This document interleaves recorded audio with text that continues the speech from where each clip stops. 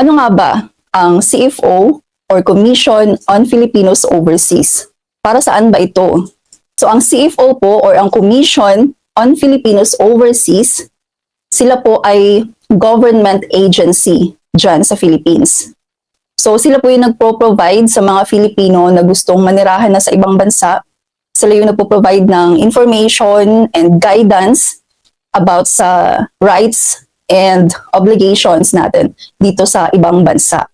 And then sila din po yung nagbibigay ng information kung sino-sino ba yung kokontakin natin in case kung may mangyari sa atin dito sa ibang bansa. Kaya itong CFO ay required lang po ito sa mga Filipino na meron pong hawak na immigrant visa, long-term or long-stay visa, or residence permit.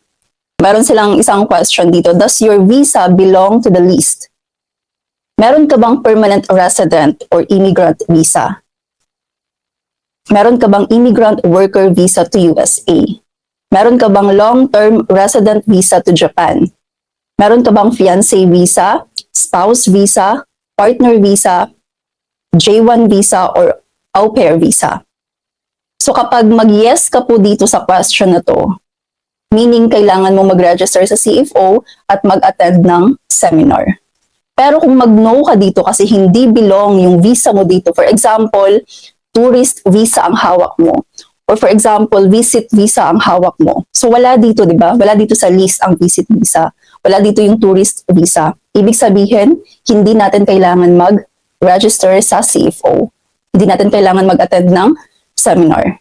September 2023, nag-start ito siya na official talagang pinost nila na kapag non-immigrant visa yung hawak mo, non-immigrant visas are not required. So, itong mga non-immigrant, ito po yung mga short stay visas. For example, ito, tourist, visitor, or short stay visa. So, again ha, ito yung mga hindi na kailangan mag-register sa CFO. Tourist, visitor, short stay. Kapag student visa ang hawak mo, hindi na kailangan. Work visa, hindi rin kailangan sa CFO. Digital nomad visa, dependent visa, temporary residence permit, visa for Canada bound, open work permit, visa for Canada bound. So, ito po yung mga hindi na kailangan mag-register sa CFO. Filipino spouses, fiancés, and other partners of foreign nationals, former Filipino citizens or Filipino dual citizens who are holders of tourist, visitor, or short stay visas are no longer required to register with the CFO. So kahit na meron kayong foreign national partner, fiancé or asawa na foreign national, pero yung hawak nyo ay tourist or visit or short stay visa, hindi nyo rin kailangan mag-register sa CFO. And then, holders of working visas should register with the Department of Migrant Workers. So, kung kung working visa yung hawak nyo, visit yung website ng DMW kasi nandun lahat yung information para sa mga OFW or kapag working visa yung hawak nyo. Only those with the following visas categories are required to register with the CFO. So, eto yung mga visa na kailangan po mag-register sa CFO. Permanent residence, kung meron po kayong permanent residence permit, immigrant visa, long-term visa. So ano ba itong mga long-term visa? Yung fiancé visa, spouse visa, or family reunification visa. Yun po yung mga long-term visa. So ito na nga, spouse, fiancé, or partner visas with direct pathways to permanent residence. So yun na yung parang step nyo na para doon na manirahan sa ibang bansa. So, kailangan nyo mag-register sa CFO. And number 3, kapag au pair visa for Europe ang hawak nyo. And kapag J1 visa bound for US. So, kailangan nyo din mag-register sa CFO. So, dito po sa CFO, meron po silang 4 na services. So, makikita natin dito GCP. Ito po yung Guidance and Counseling Program. Kapag tayo po ay merong foreign national partner or dual citizen yung partner natin or former Filipino yung spouse natin na nasa ibang bansa, and then ipipetition nila tayo or tawag niyan, i-invite nila tayo na mag-reunite na sa ibang bansa, manirahan na sa ibang bansa. Dito po tayo sa GCP mag-register. And also for first-time registrants only. And then meron din po silang PDOS, Pre-Departure Orientation Services. So dito po magre-register yung mga immigrant workers bound for USA only.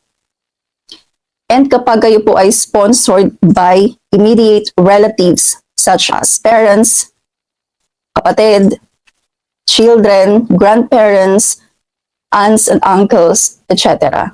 So kapag family member natin yung nag-petition sa atin, dito po tayo mag-register sa PDOS. And kapag sponsored by Filipino citizen spouses. So kapag naman Filipino yung spouse natin, hindi foreigner, Filipino, yung spouse natin o yung fiancé natin. So dito po tayo sa PDOS. Kasi again, dito sa GCP, yung mga foreign national yung partner natin. And also independent immigrants. Sa PDOS din po tayo kailangan mag-register. So meron din po silang au pair, kapag au pair visa po yung hawak nyo, bound for Europe, and kapag J1 visa yung hawak nyo. So ang question ngayon, possible ba ma-offload kahit na immigrant visa yung hawak natin? Kahit na long-term visa yung hawak natin, possible pa rin ba ma-offload? So ang sagot po dyan ay yes. Possible pa rin po tayong ma-offload kahit na long-term visa yung hawak natin kapag wala kayong CFO certificate. Kasi itong CFO certificate, isa po ito sa requirement sa Philippine Immigration. So kapag long stay visa yung hawak natin or residence permit yung hawak natin, hahanapin po sa immigration itong CFO certificate. So kapag wala po kayo nito, mataas yung chance na ma-offload po kayo. Meron na pong nag-share sa akin ng story niya sa immigration na yung hawak niya ay family reunification visa to spouse. And then, yun yung reason ng offload niya dahil wala siyang CFO certificate. Pero nakaalis naman po siya after niyang na-comply yung CFO certificate, nag-flight ulit siya, at nakaalis naman siya successfully.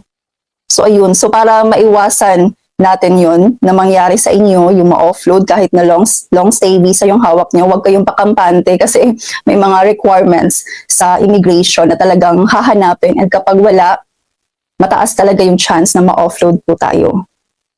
So again, itong CFO po ay para po ito sa mga Filipino na nagbabalak na mag-migrate or manirahan sa ibang bansa.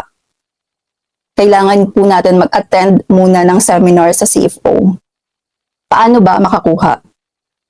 Saan ba makakakuha ng CFO certificate? So, eto na nga po yung first step po natin.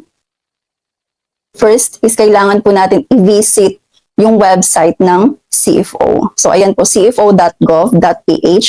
Yan po yung official website nila. And then, ito po yung makikita nyo sa website kapag i-visit nyo po yung website nila. Ito po. And then, dito sa baba, yun nga yung na-mention ko, meron silang 4 na services. So, pwede kayong dito na lang sa click here direct. Kung naguguluhan kayo kung saan ba dito mag-register, kung saan ba belong yung visa nyo. So, dito po kayo mag-start. Itong want to know if you are required to register, and then click here. So, kapag i-click po natin ito, ayun nga kanina yung question, belong ba dito yung visa mo? So, kapag mag-yes na tayo dito, ito naman yung next question. Sino yung petitioner natin? Sino yung sponsor natin? Nag-petition sa atin? So, depende po yun siya kung sino. Family ba natin? Or spouse ba natin? Or ito na nga yung sa J1 and then sa au pair. So, depende na lang talaga kung kaano-ano ba natin yung petitioner natin or yung nag-sponsor sa atin. So, for example, itong ipapakita ko po sa inyo ay para po sa mga merong partner na foreign national. So, dito po nakalagay, my spouse or fiancé or partner. For example, yan po yung petitioner natin, yung spouse natin. And then, yung next question, is your spouse partner or fiancé, anong nationality? Filipino ba siya? Filipino permanent resident or immigrant? Or Filipino dual citizen ba siya? Former Filipino, now a naturalized citizen of another country? Or foreign national ba siya? So for example, kung foreign national, dito po tayo, foreign national. So, meaning sa GCP po tayo mag-register. Guidance and Counseling Program. So ngayon, dito po sa baba, sa GCP, meron po silang face-to-face na seminar. Wala pong online. Pero sa PIDOS, sa Pre-Departure Orientation Seminar, meron po silang online. So dito po sa PIDOS, meron po silang online services. Kapag dito tayo sa, for example, parents natin yung sponsor natin. So dito sa Pre-Departure Orientation Seminar, meron silang dalawang option. Option 1 is face-to-face. And then option 2 is online or no need for personal appearance at any CFO offices. So sa PIDOS lang po ito siya available. Itong online na hindi nyo na kailangan pang pumunta sa CFO office. Pero huwag kayong mag-alala kasi marami silang offices. Meron sila sa Manila, meron sila sa Baguio, sa Cagayan de Oro, Cebu, and Davao. So, depende na lang po sa inyo kung saan kayo malapit na CFO office. Pwede po kayo doon mag-book ng appointment. So, dito na nga, kapag pili na lang po kayo kung saan kayo malapit na office, and then i-click lang po natin. So, for example, dito tayo sa Manila. So, pag-click po natin, ayan yung makikita nyo. So, i-click po natin ang agree.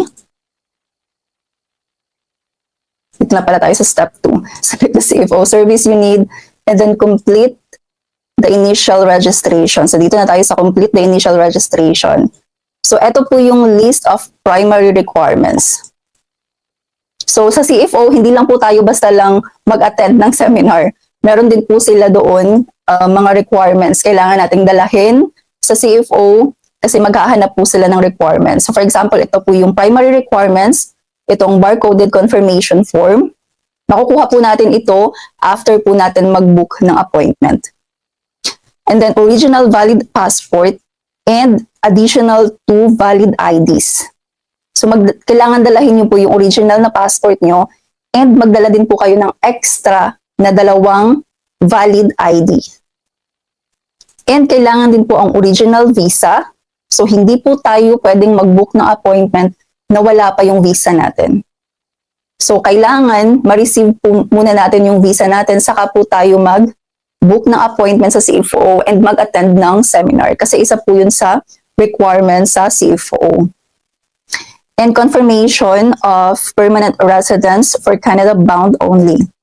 And then petitioner's passport copy or 1 valid ID. So, kailangan nyo din magdala ng valid ID ng petitioner nyo or ng sponsor nyo. And then, PSA marriage certificate. Kapag kayo po ay married sa foreign national partner nyo, kailangan dalahin nyo po yung PSA marriage certificate kung sa Philippines po kayo kinasal. Pero kapag sa ibang bansa po kayo kinasal, kailangan nyo po ng report of marriage in PSA paper. Dapat yung report of marriage niyo po ay galing mismo sa PSA. Meaning, kapag kayo po ay kinasal sa ibang bansa, kailangan mag-file po muna kayo ng report of marriage doon sa country, sa Philippine Embassy po doon sa country kung saan kayo kinasal. Para makakuha po kayo ng PSA issued na report of marriage. So, ito po yung primary requirements sa CFO. So makikita din po natin dito yung location ng CFO kapag sa Manila po kayo. And ito na nga yung initial na information na kailangan po nila. So i-fill out lang po natin ito dito, lahat ng information na kailangan nila. And then submit. Make sure na yung email address na ilalagay po natin dito ay valid. Kailangan nakakatanggap po kayo ng email kasi magsisend po sila ng confirmation sa email address nyo. So, kapag nasubmit na po natin dito, ito po yung makikita natin. Ito yung first na makikita nyo sa screen kapag nag-submit na po kayo dito sa initial registration. So, nakalagay dito, you have successfully completed the initial step. And then, to continue, kailangan yung i-check yung inbox.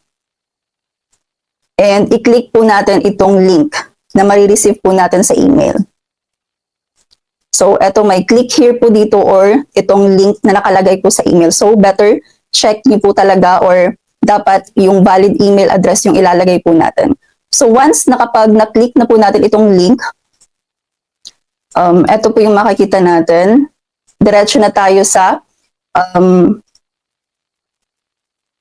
step 5 na tayo. Select date of appointment. So, kapag na-click nyo na yung link na marireceive nyo sa email, eto po yung mag-appear sa screen nyo. Kailangan yung mag-select ng date of appointment. Kailan yung gusto nyong mag-attend ng seminar. So, dito po makikita nyo meron pong AM and PM. So, AM kapag morning, PM kapag afternoon. So, depende po sa inyo kung ano ba yung preferred nyo na appointment. Kung gusto nyo ba ng morning, so kailangan i-click nyo po dito yung date and kung AM or PM ba ang gusto nyo. So kapag na-click na po natin dito, nakapag-select na kayo ng date of appointment. So next po is, dito po sa scheduled is schedule selected. Kailangan yung i-click yung 9 AM kapag AM. So i-click nyo lang po yung time na preferred nyo. So kapag na-click nyo na yung time, then save and continue yung i-click nyo.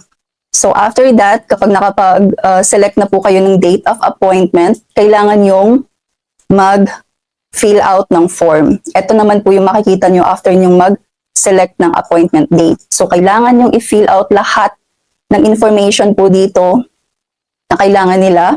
Double check nyo po na dapat tama yung mga information na ilalagay nyo dito. Kung meron po kayong questions about dito po sa form, kung hindi nyo alam kung ano ba yung mga dapat ilagay dito, so mag-comment lang po kayo kung meron po kayong problema, kung nalilito kayo kung ano ba yung information na ilalagay. And then, so merong nag-message sa akin, tinanong niya ako kung ano daw ba yung ilalagay dito sa foundations information. So dito po sa foundations information, actually, tinanong ko din, nagtanong din ako sa CFO mismo, sa Facebook page nila. And sabi nila dito, kapag instead na information ng foundation, kapag hindi nyo alam kung anong ilalagay sa foundation's information, ay information na lang daw ng petitioner ang ilalagay nyo. Kasi minsan sa form nila kapag leave blank, for example, blanco lang, hindi nyo nilagyan ng information, possible na hindi yan siya mag-proceed sa next step. So, better, kung hindi nyo alam kung anong ilalagay, or for example, hindi sila nagre-reply sa inyo, ilagay nyo po yung information ng petitioner nyo or ng sponsor nyo. And then, kung hindi kayo sure kung tama ba yung information na ilagay nyo, during sa appointment nyo sa CFO, i-inform nyo po sila about it na ganun yung information na nailagay nyo, and kung mali ba yun siya, then pwede nyo pang ipa-edit sa kanila mismo sa CFO. Huwag nyo lang, kung for example hindi kayo sure, pwede nyo din i-message directly ang Commission on Filipinos Overseas na Facebook page. So nagre-reply po sila sa Facebook page. And then, ito na nga po yung mga information na kailangan yung i-fill out lahat dito. And kapag nakompleto nyo na, save and continue. I-click nyo po itong save and continue. And then, kapag na-save and continue na po, sa step 7 na po tayo, eto na yung makikita nyo. So dito po, kailangan yung i-click itong nasa baba, send email with barcode form. Kasi kailangan po natin yung barcoded form. Hindi po ito siya confirmed basta wala pa kayong barcoded form. So kailangan i-click nyo po dito, send email with barcode form. And then kapag na-click nyo po yan siya, ito na po yung makikita nyo po dito sa screen. Please check your email for the barcode appointment. So meaning na i-send na nila yung confirmation and yung barcode barcoded appointment form. So, i-check nyo po yung email address nyo, yung inbox nyo, and ito po yung makikita nyo. Ito po yung reservation confirm, or ito po yung confirmation nila, and naka-attach po dito sa email yung barcoded form. Ito po yung naka-attach sa confirmation email po nila. Ito po yung kailangan natin ipaprint. Meron po yan siyang barcode. So, yan na po yung confirmation ng appointment. So, kailangan nyo pong i-print itong barcoded appointment form. So, ito po siya full. Kailangan nyo po itong i-print and ipakita doon sa CFO kasama itong mga requirements na makikita po natin. So, once na makita nyo po itong barcoded confirmation form, sa baba po niyan, dito po sa baba, makikita nyo lahat ng information and list of requirements. So, nandito na din po yung list of requirements na kailangan yung i-ready bago kayo pupunta sa CFO. So, kailangan nyo pong kumpletuhin itong requirements and kasama itong barcoded form na i-print. So, step 9 is kumpletuhin yung requirements and then mag-attend ng CFO seminar. Kung kailan man po yung schedule nyo, yung pinili nyo na appointment, so kailangan nyo pumunta mismo doon sa CFO. Kasi, so itong na-mention ko po na steps ay para po ito sa GCP. Pero sa PDOS, actually, almost the same lang po yung procedure. Yung first, second, third steps, the same lang, and then i-follow nyo lang po kung ano yung mga kailangan na information. And then click save and continue or submit para mag-proceed kayo sa next steps. So, ayan, for example, kung meron na kayong appointment, so kailangan nyo mag-attend, kailangan nyo pong dalahin lahat ng requirements. And then, kasi, again, sa CFO po, hindi lang tayo doon basta lang mag-attend ng seminar. Meron din po doon actually interview, especially sa mga meron pong foreign national partner. Merong interview na mangyayari doon after ng counseling. And maghahanap po sila ng mga extra requirements. Lalo na kapag, for example, hindi ka consistent sa mga sagot mo, sa questions nila, possible na maghahanap sila ng mga extra documents. So sa CFO po ay para po silang immigration actually. So para po silang immigration, and actually yung isa kong client na bago lang po siya nag-attend ng seminar this month lang, sabi niya mas kinabahan siya sa CFO kesa sa visa interview niya. Mas nakakakaba daw sa CFO. So, magtatanong po sila doon. So, sasabihin ko na lang yung interview questions. So, merong interview questions sa CFO sa mga GCP applicants kapag meron kayong foreign national partner. So, magtatanong po sila about your relationship. Magtatanong sila about your foreign national partner. So, i-check po nila kung genuine yung relationship nyo. And then, maghahanap sila ng requirements, yung nasa list na requirements. Possible po yun hanapin nila. And then, i-check, i-verify po nila yung mga documents natin. So, kapag magdadala po kayo ng mga fake documents, makikita po ng CFO officer yun. So, marami na pong cases na hindi nabigyan ng CFO certificate dahil fake yung marriage certificate or kapag may hinanap silang documents and hindi nyo maipakita, possible na hindi po kayo mabigyan ng CFO certificate. So, for example, kapag tapos na kayo sa CFO, makukuha nyo po yung CFO certificate after ng seminar mismo. Kapag walang mga issue. Kapag okay lahat, makukuha nyo agad yung CFO certificate. So, kailangan nyo lang pong i-print yung digital CFO certificate kasi isi-send lang po nila yan through email. So, digital CFO certificate yung makukuha nyo at yun yung ipapaprint nyo at ipapakita sa Philippine Immigration. So, ayun po yung steps sa pag-register and pag-reserve or pag-book ng appointment sa CFO. So ngayon, alam ko may mga immigrants din po tayo na minor and senior citizen. So makikita po natin dito sa website. Actually, kapag minor or senior citizen, sa PIDOS po kayo mag-register.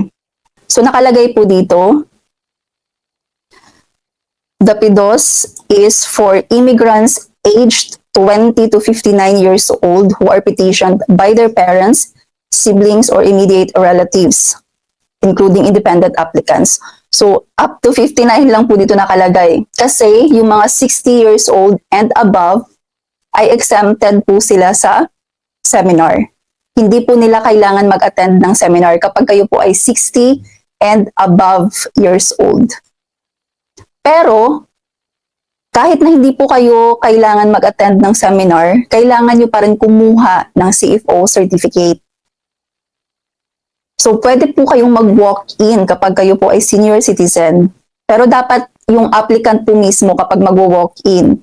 Pero kapag, for example, representative ang kukuha ng CFO certificate, pwede po yun siya, for example, family member ng senior citizen. Pwede po yun siya kahit na hindi kasama yung senior citizen na applicant. Pero kailangan mag-register and mag-book ng appointment kapag representative ang kukuha ng CFO certificate.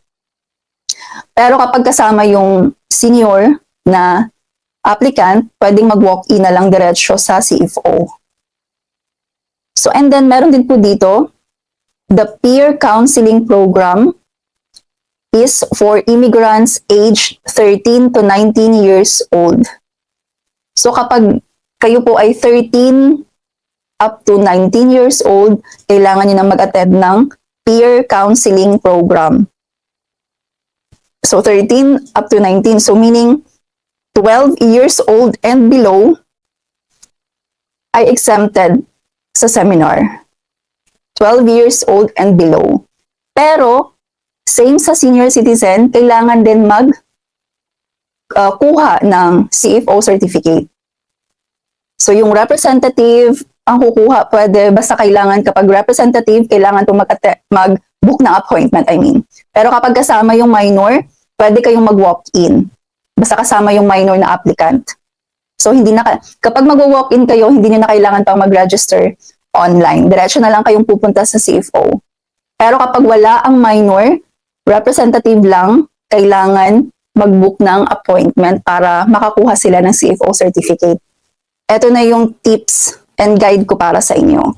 So, kasi, again, hindi po ito mahirap ang CFO, basta kompleto lang yung requirements nyo. So, i-check nyo lang kung saan kayo malapit na CFO kapag kayo po ay mag-attend ng GCP or Guidance and Counseling Program. Kailangan kasi face-to-face talaga. So, meron po sila sa Manila, Cebu, Baguio, Cagayan de Oro City, and sa Davao. And then, kailangan nyo po kumpletuhin yung requirements. Hindi po kayo basta lang pupunta sa CFO na walang dalang mga requirements. And so yung itong mga requirements, makikita nyo po sa barcoded form. Kapag nabook nyo na yung appointment nyo, makaka-receive kayo ng barcoded form and doon makikita nyo po yung list of requirements. And then makikita nyo din na dapat 1 hour before yung scheduled appointment ay dapat nandoon na kayo sa CFO office. 1 hour bago yung scheduled appointment. And then, prepare yourself for interview kasi meron pong further questions talaga. May mga tawag niyan, unexpected questions din doon sa CFO na parang immigration officer din. And wag na wag kayong magdala ng fake documents kasi na-verify po yun ng CFO. Yung mga fake documents nyo. And then, just be honest, hindi nyo kailangan din kabahan kapag nasa CFO na kayo. For example, ini-interview na kayo. Hindi nyo kailangan kabahan kasi sa mga GCP applicants, kung meron kayong foreign national partner, talagang magi-interview po sila doon. So, i-check nila kung genuine yung relationship nyo.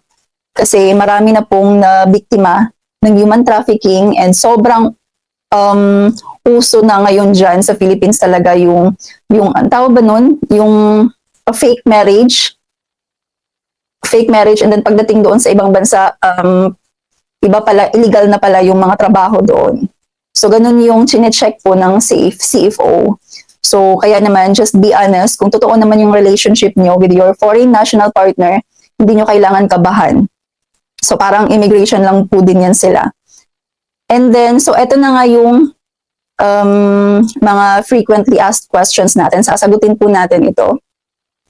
So, yung first question, possible ba na hindi mabigyan ng CFO certificate? The answer is yes, possible po. So, marami nang nakapag-experience po na hindi sila nabigyan ng CFO certificate during sa, after ng seminar nila. So, yung mga basic, tawag niyan, reason kung bakit hindi nabigyan ay kapag, for example, hinanapan po kayo ng extra documents and hindi nyo naipakita sa CFO officer, possible po hindi ka nila bigyan ng CFO certificate as long as hindi nyo na-provide yung documents na hinanap nila. Kaya naman ina-advise po nila na huwag po muna kayong mag-book ng ticket kapag wala pa kayong CFO certificate. Kasi wala po silang pakialam kung kayo ay magfa-flight na. Wala silang pakialam kung yung visa nyo ay mag-expire na. Kung hindi nyo ma-provide yung mga requirements na hinanap nila, ay talagang hindi po nila kayo bibigyan ng CFO certificate. Lalo na kapag inconsistent yung mga sagot nyo, kapag hindi nyo na-prove yung genuine relationship nyo sa mga foreign partner nyo, ay possible maghahanap sila ng extra documents. So, ayun, kailangan i-provide nyo po talaga yung list of requirements na makikita nyo sa barcoded form. Para in case na hanapin, at least ay handa na kayo. So, yung next question po ay, meron bang bayad sa CFO? Meron pong bayad, pero 30 pesos. 30 pesos lang po yung babayaran nyo sa CFO para sa certificate. Wala nang iba. 30 pesos lang. So, kasi maraming issue na meron pong mga fixer na nag-o-offer na sila yung magpo-provide ng CFO certificate. And kailangan nyo magbayad ng mahal. Abot ng like thousands, 5,000 pesos or hindi ko alam, sobrang mahal daw. Tapos sila daw yung magpo-provide ng CFO certificate. And then ang ending, fake pala yung CFO certificate na ibibigay nila sa'yo. So wag po kayong mag-avail sa mga fixer kasi very easy lang naman yung pag-register and pag-book ng appointment. Hindi po sila the same before. Dati, 2020 hata yung nag-register ako sa CFO. Kasi dati, kailangan pa ng CFO certificate kahit na tourist lang. Kapag makikipag-meet sa foreign national partner before, year 2020, hindi ko alam kung meron sa inyo naka-experience. Kasi na-experience ko po yun. Hinanap po yun sa akin sa immigration. Kahit na tourist lang. Pero since 2023, ayun nga, yung pinakita ko kanina, official na hindi na kailangan kapag tourist lang. So, dati, pahirapan makakuha ng CFO certificate. Walang available appointment. Like, as in, sobrang hirap talagang makakuha. Pero ngayon, meron nga silang slot kinabukasan agad. For example, ngayon mo nakuha yung visa. Mag-book ka ng appointment ngayon, possible na meron silang available na kinabukasan agad yung appointment. So, hindi po mahirap mag-register or makakuha ng appointment dahil available as in sobrang dami nilang slots available para sa appointment. So, huwag kayong mag-fixer. Pwedeng kayo na yung mag-book ng appointment, mag-register online, walang problema, very easy. I-follow nyo lang itong steps na na-mention ko kanina. And then yung next question, gaano katagal ang seminar sa CFO? So sabi po ng mga clients ko, I think 1 to 2 hours yung seminar, kasama na yung interview doon sa CFO. And then after that, kapag okay lahat, makukuha niyo yung certificate. So ito na nga yung question, makukuha ba agad ang certificate? Yes, kapag okay lahat, makukuha niyo po right after your seminar and right after your interview, isi-send nila sa'yo sa email yung CFO certificate. And then, after that, kapag okay na, nakuha nyo na yung CFO certificate, mag-book na agad kayo ng ticket para makapag-flight kayo. And then yung last question, may expiration ba ang CFO certificate? So wala po itong expiration. One time lang po tayo dapat mag-register and mag-attend ng seminar. And after that, kapag like for example, gusto natin magbakasyon sa Pilipinas and then uuwi, babalik tayo sa country kung saan man yung destination natin, hindi na po natin kailangan pa ulit mag-attend ng seminar kung nakapag-register na po kayo sa CFO before. So one time lang po tayong need na mag-attend ng seminar. And then after that, kung magbakasyon and then balik ulit sa ibang bansa, okay na, wala nang problema. Hindi na natin kailangan pang magpakita ulit ng CFO certificate.